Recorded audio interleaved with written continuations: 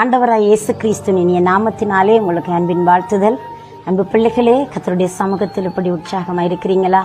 காலை தோறும் அவருடைய கிருபை நம்மளுக்கு புதிதாக இருக்கிறது.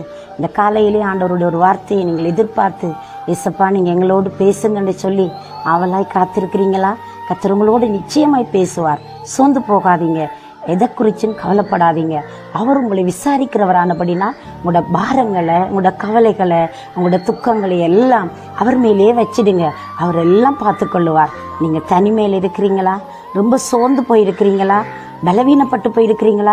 உங்களோட சரீரம் எல்லாம் ஒரு செயலிழந்தது போல, ஐயோ எல்லா வைத்தியர்களை நாடியும் எனக்கு ஒன்றுமே சுகம் இல்லை, நான் என்ன பண்ணட்டும் என்று சொல்லி ரொம்ப மனம் அதைரியத்தோடு இருக்கிறீங்களா? பயப்படாதீங்க.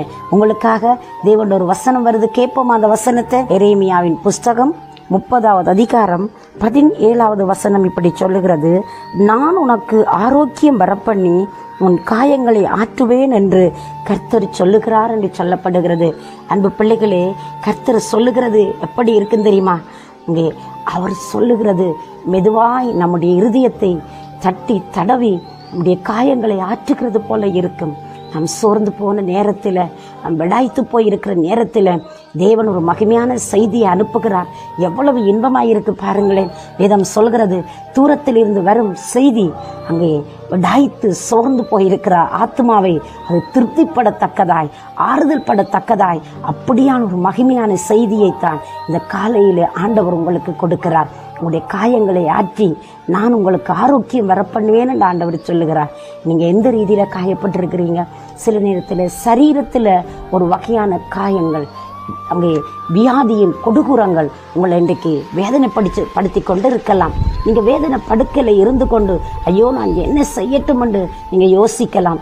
ஆண்டவராய் இயேசு கிறிஸ்து பூமியில் இருந்த நாட்களிலே 18 வருஷம் கூனியான ஒரு ஸ்திரீ தேவாலயத்திலே வந்து போய் கொண்டிருந்தாள். அந்த ஸ்திரீ வருகிறாள், போகிறாள், துதிக்கிறாள், ஆராதிக்கிறாள், எல்லாம் செய்து கொண்டிருந்தாள். ஒரு நாள் தேவன் அந்த இடத்திற்கு போனார். இந்த தேவாலயத்திற்கு போகிற பொழுது அந்த ஸ்திரியை கண்டார். அவளுடைய பலவீனத்தை கண்டார். அவள் கூனியாய் இருந்து வேதனைப்படுவதை தெய்வம் கண்டார். ஆண்டவர் என்ன சொன்னார் தெரியுமா? இயேசுவின் நாமத்தில் இந்த வியாதிக்கு பின்னணியாக இருக்கிற தாக்கம், பின்னணியாக இருக்கிற வல்லமை அழிக்கப்படுவதாக, வெளியேறுவதாக என்று சொல்லி அந்த மகளை விடுவித்தார். பிரியமானவர்களே, அவள் நிமிந்து துதித்து தேவனை மகிமைப்படுத்தினாள் என்று சொல்லி நாங்கள் பார்க்கிறோம். இன்றைக்கும் உன்னை கூண வைத்து கொண்டு இருக்கிறது போல பல வியாதி உன்னை தாக்கி கொண்டிருக்கலாம். அந்த தாய்க்கு அன்றைக்கு கூணல் என்பது அவளுடைய வியாதி. இன்றைக்கு நீ பலதரப்பட்ட வியாதி, ஏன் சுகப்படுத்தவே முடியாதென்று டாக்டர்கள் சொன்ன வியாதியின் காரியத்தினால் நீ பயந்து போயிருக்கிறீங்களா? நடுங்கி போயிருக்கிறீங்களா?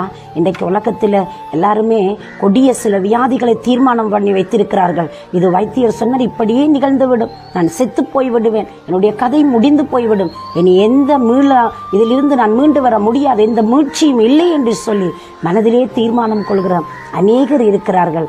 அந்த இடத்துல தேவன் உங்களை பார்த்து சொல்லுகிறார், அன்பு பிள்ளைகளே, ஆண்டவருடைய வசனம் உங்களை ஆறுதல் படுத்துகிறது.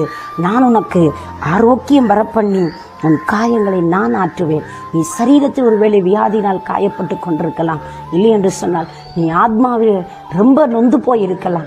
உன் வாழ்க்கையில் நீ சந்தித்த வேதனைகள், நீ சந்தித்த அவமானம், நீ சந்தித்த நீங்கள் பார்த்த காரியம் உன்னை மிகவும் பயப்படுத்தி உன்னை வேதனைக்குள்ளாக காயப்படுத்தி கொண்டு இந்த நேரம் வரையும் இருக்கலாம்.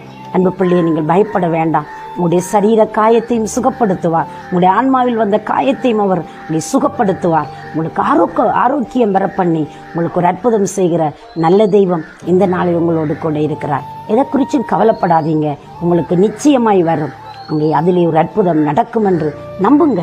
அதன் மேலே ஒரு விசுவாசம் கொள்ளுங்க. தேவன் உங்களுக்கு சுகப்பட தருவார். இந்த உலகத்தை நாம் எதிர்பார்க்கிற அநேக விடயங்கள் நம்மை விட்டு இல்லாமல் போகலாம். ஒன்றை மட்டும் நான் சொல்லுகிறேன், உங்களை விட்டு பிரியாத, உங்களை விடுபடாத நல்ல பங்காகிய கிறிஸ்துவை உங்களுக்கு சொந்தமாய் நீங்கள் ஏற்றுக்கொள்ளுங்கள், பற்றி பிடித்துக் கொள்ளுங்கள். அவர் உங்களுக்கு அற்புதம் செய்யட்டும், அவர் உங்களை பிரகாசிப்பிக்கட்டும். அவர் உங்களோட வாழ்க்கையில் எப்போவுமே போதுமானவராக இருப்பார். நீங்கள் அவரை பிடிச்சிக்கொள்ளுங்க. அன்பு பிள்ளைகளே, உங்களுக்கு நிச்சயமாய் ஆரோக்கியம் வரும். மனதில் வரும், ஆவியில் வரும், ஆத்மாவில் வரும், சரீரத்தில் வரும். நீங்கள் சுகத்தை நிச்சயமாய் பெற்றுக்கொள்வீங்க.